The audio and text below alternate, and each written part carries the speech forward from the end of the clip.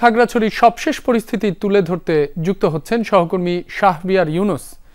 ইউনুস, খাগড়াছড়ির আজকের সার্বিক পরিস্থিতি কেমন দেখছেন?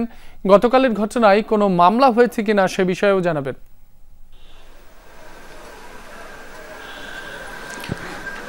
রাব্বি, সড়কের অবস্থা যদি বলি তাহলে কিছুটা যান চলাচল বাড়ছে এবং ধীরে ধীরে সেই যান চলাচলের সংখ্যা বাড়ছে, আমরা সেটি দেখতে পাচ্ছি। একই সাথে আমার পাশে দেখতে পাচ্ছেন যে সবগুলো গাড়ি অর্থাৎ ঢাকা, খাগড়াছড়ি, চট্টগ্রাম রুটের সব ধরনের পরিবহন সারিবদ্ধভাবে রাখা হয়েছে। এখান থেকে বিভিন্ন কাউন্টারগুলো থেকে যাত্রীরা যারা হোটেলে পর্যটক ছিল অবস্থানরত এবং সাজেকে যে সকল পর্যটক ফিরছে তাদেরকে এই গাড়িগুলোতে করেই মূলত আইনশৃঙ্খলা বাহিনীর নিরাপত্তা দিয়েই তাদেরকে খাগড়াছড়ি থেকে তাদের গন্তব্যে পৌঁছানোর জন্য সেই কাজটুকু করা হচ্ছে।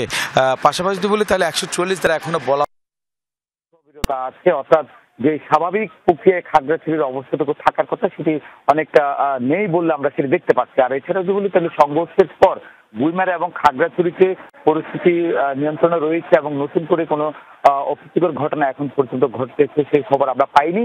পাশাপাশি আইন শৃঙ্খলা বাহিনীর পাশাপাশি বিজিবি রয়েছে, আর্ম পুলিশ রয়েছে, সেনাবাহিনী রয়েছে, অর্থাৎ পরিস্থিতির উন্নতির জন্য তারা সর্বমহলের সাথে যোগাযোগ রেখে কিভাবে খাগড়াছড়ির পরিস্থিতিকে স্বাভাবিক রাখা যায় এবং অনাকাঙ্ক্ষিত ঘটনা না ঘটে সে বিষয় নিয়ে তারা সব ধরনের যোগাযোগ রাখছে, সেটা আমরা বিভিন্ন মাধ্যম থেকে শুনতে পাচ্ছি।